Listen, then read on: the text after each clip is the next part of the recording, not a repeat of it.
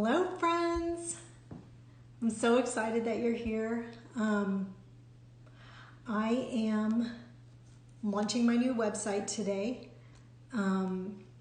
It is wellelephant.com, and I actually don't even want to talk about that, that'd be so obvious to do my first Facebook Live and talk about wellelephant.com, but I actually want to talk about things that I'm passionate about that are kind of related to that, which today's Earth Day. Happy Earth Day. And I want to talk to you about, this is going to be maybe not popular, but I want to talk to you about the possibility of you maybe eating less animals. And the reason I want to talk to you about that is if you know me, and I'm pretty sure anybody who's watching this would know that I have a lot of concerns around food. I'm concerned that we have too many GMOs. If you want to know about GMOs, I'll talk your ear off of that all day long. If you want to know about pesticides, I'm concerned about that. I'm concerned that people who are poor don't have access to healthy food. But mostly I'm concerned that we're eating ourselves to death, like in a way that we don't need to be doing. We could totally be badasses way into our old age if we just ate less animals and more plants. So I want to talk to you a little bit about eating less animals. So everything right now is kind of pointing to that. If you you don't have a choice but to pay attention to what's going on these days since you're locked in your house, but everything's pointing to us waking up to eating less animals. So people who are being hospitalized for COVID-19 they have a 90% comorbidity rate. So something else is going on with them. The main thing that's going on with them is that they have high blood pressure. So if you're in this age group that I'm in, if you're a friend of mine over 50, then you know, okay, maybe I have the high blood pressure. Like, that's a very common thing. And it's one of the easiest things to get rid of just by not eating animals. So the other things that are going on with people who are being hospitalized for COVID-19 are type 2 diabetes and heart disease. So all these things come from eating animals.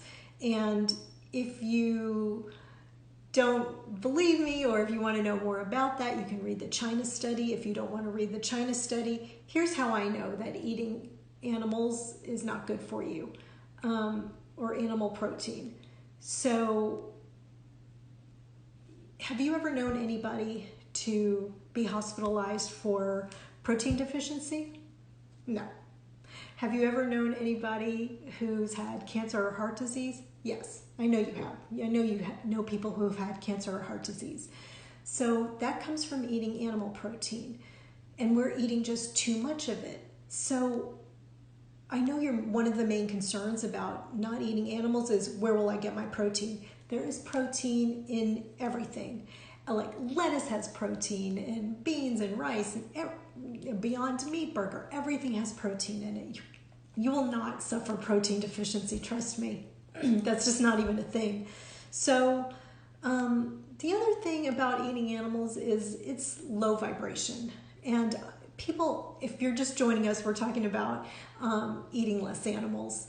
And this is a celebration of Earth Day, and it's also a celebration of your health. But the thing about eating animals is it's low vibration. And the people I know love animals. Most people you have a dog, you have a cat. You're very passionate about your animals. If you saw an animal being abused, you would do something. You would, take action. But yet you eat animals. And I'm not here to judge, and I'm not here to shame. I'm just kind of trying to present an idea of what could be if you eat less animals. So the thing is, like, if you ever saw like a cow, or cows are like cows and chickens and pigs, lambs, everything. They're amazing feeling not humans, but beings, sentient beings. And cows are amazing. They like have two best friends that they always hang around with. They are fierce mothers. They cows are just like, they love to sleep next to their relatives. And cows are basically just like you, except they don't know how to play bunco and they don't know how to hold a wine glass. But, you know, if you saw them, you wouldn't want to eat them. The same with chickens, like a backyard chicken, they'll jump in your lap. They're like a dog.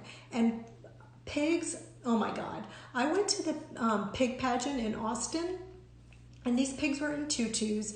They know how to do tricks like dogs. They can sit, they can spin, they give kisses. One was playing the piano with its snout. They can be trained, potty trained to go outside. They're amazing. And yet they suffer so much, like especially pigs. They're put in these gestational crates and they can't turn around for their whole lives. It's terrifying. I mean, you know, do you remember back in the day, this kind of happened with veal and baby calves, and people were just absolutely outraged. Like baby calves, you know, veal, and people were just so up in arms. But where's the outrage now? The thing is, there's no outrage really, because you don't get to see what's happening. There's things called Gag Laws, and it is not a coincidence that you don't know what's going on at a factory farm or at a slaughterhouse. If you saw it, you couldn't participate. And so these Gag Laws keep us from knowing what's going on. And we know that eating animals is bad for the earth, and we know it's bad for our heart, and it causes cancer and heart disease. But it's cruel to the animals. And so if you just ate a little less, then, you know, you could contribute to the well-being of the animals. But let's talk about coronavirus for a second. You know, we don't really know 100% where it originated. We know it had something to do either with the wet market or the lab. The jury's out. I don't know. I wasn't there. I don't want to speculate. But we do know that flus and viruses are zoonotic. They're transferred from animals to humans. And that's a fact. That's from the CDC website. I didn't just get it off some dude's blog. So if there was ever a time to start thinking about eating less animals, this would be it. So, you know, it's so easy right now, though. There's delicious plant-based bacon and beef and chicken and cheese and milk, and you're probably already using plant-based milk. Everybody, you know, loves oat milk and soy milk and all those things. So there's delicious things that you could start substituting right now. You could just maybe do 1 or 2 meals a day.